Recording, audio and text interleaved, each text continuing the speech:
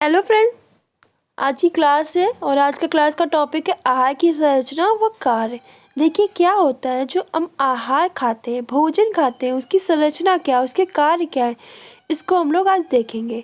आहार की मात्रा व्यक्तियों की आयु पर निर्भर करती है। जो भी हम आहार ले रहे हैं वो उसकी जो मात्रा होती है, कितनी मात्रा में लेना चाहिए, वो किस पे निर्भर करती है? आयु पे निर्भर करती है। आप ये देख लो कि एक युवक के लिए आहार की अधिक मात्रा की आवश्यक होती है, जबकि एक बालक के लिए कम आहार की आवश्यकता होती है। इसी प्रकार भिन्न भिन्न कार्य करने वाले जो व्यक्ति होते हैं, उनकी आहार की भिन्न भिन्न मात्रा की आवश्यकता होती है। जैसे जो शारीरिक कार्य कर रहे हैं, यानी शरीर यानी फिजिकल वर्क कर रहे हैं, जैसे एक मजदूर के लिए अधिक आहार, जबकि मानसिक कार्य करने वालों के लिए कम आहार की आवश्यकता होती है, क्योंकि वो फिजिकल वर्क कर रहे हैं। आप ये जानते हो, जो एक प्रेग्नेंट लेडी होती है, क्योंकि वो उसको तो अपना तो पालन पोषण करना ही है, उसको तो आहार चाहिए, साथ में उसके गर्भ में जो बच्चा पल रहा उसको भी आहार चाहिए।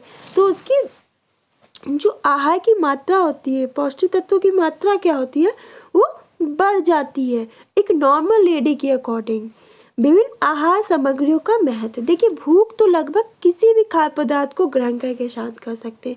जब हमें भूख लगती है तो हम कोई भी खाद्य पदार्थ खा सकते हैं और अपनी भूख को क्या कर सकते हैं, शांत कर सकते हैं।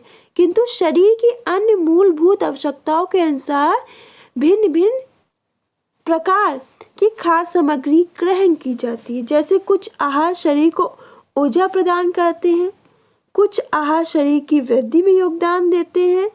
इससे भिन्न कुछ अन्य आहार शरीर को रोगों से लड़ने की शक्ति प्रदान करते हैं। आहार संबंधी अध्ययनों का एक उद्देश्य इस प्रकार के समस्त तत्वों को ज्ञात करना है। जो आहार संबंधी जो अध्ययनों का जो उद्देश्य है, वो इस प्रकार के समस्त तत्वों को क्या करना है, ज्ञात करना है। हानिकारक खाद्य सामग्री।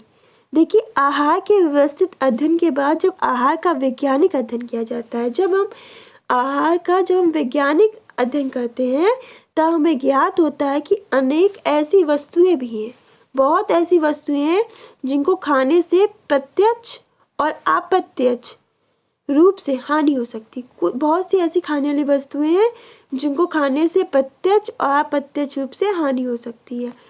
अब हमें ज्ञात हो चुका है कि खेसारी दाल खाने से भयानक रोग हो सकते हैं। जो खेसारी दाल है, उसे खाने से क्या होते हैं, भयानक रोग हो सकते हैं। इसी प्रकार अन्य खाद्य सामग्रियां जो शरीर को क्या पहुंचाती है, नुकसान पहुंचाती हैं। इन तथ्यों को ध्यान में रखते हुए आहार संबंधी ऐसे व्यापक अध्ययन किए जा रहे हैं जिनका उद्देश्य हानिकारक खाद्य सामग्रियों को ज्ञात करना भी है। आहार की भिन्नता। प्रत्येक व्यक्ति का स्वास्थ्य और शरीर का विकास, भोजन की आवश्यकता वो पाचन शक्ति भिन्न है। देखिए, प्रत्येक जो व्यक्ति है, कोई भी व्यक्ति है, उसका जो स्वास्थ्य है, उसकी हेल्थ है, वह उसका शरीर का विकास, जो उसके शरीर का वर्क है, उसका जो शरीर का डेवलपमेंट है, वह भोजन की आवश्यकता है। पाचन शक्ति क्या होती है, डिफरेंट होती है।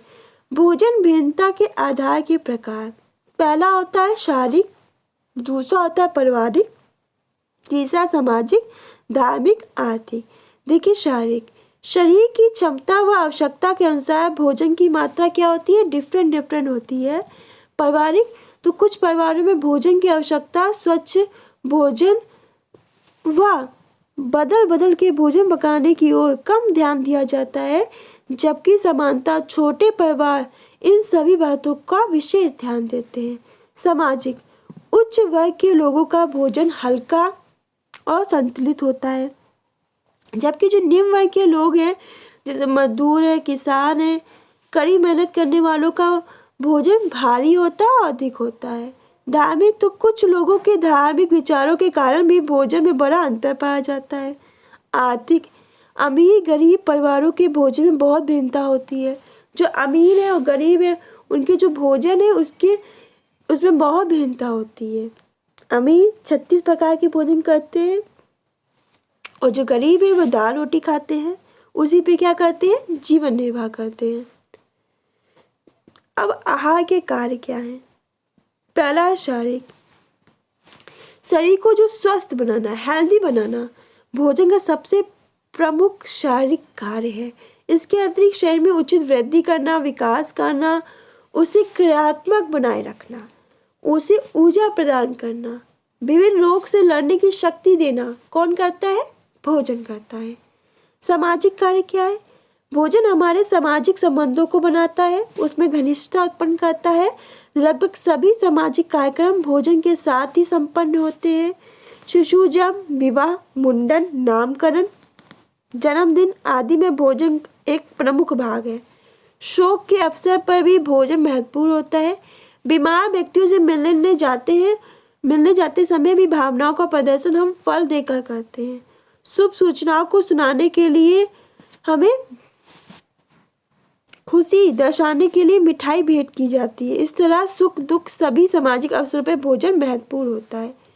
फिर मनोवैज्ञानिक, देखिए भोजन एक ऐसा माध्यम है, एक ऐसा मीडियम है जिसके द्वारा हमारी जो भावनाएं हैं, जैसे हमारा प्यार है, सुरक्षा है, इसकी संतुष्टि होती है। जैसे कि दिवाली हुआ, होली हुआ, आप भले ही दूर दूर रहते हो, फैमिली आपकी दूर दूर रहती हो, देवरानी जेठानी हो या जो भी हो, पर किसी त्योहार में आप इकट्ठे, पूरी फैमिली इकट्ठा हो रही है, खाना बन रहा है, सब खा रहे हैं, हंसी मजाक कर रहे हैं, सब खुश हो रहे हैं, तो इससे क्या, भोजन से क्या हो रहा है? एक प्यार हो रहा है।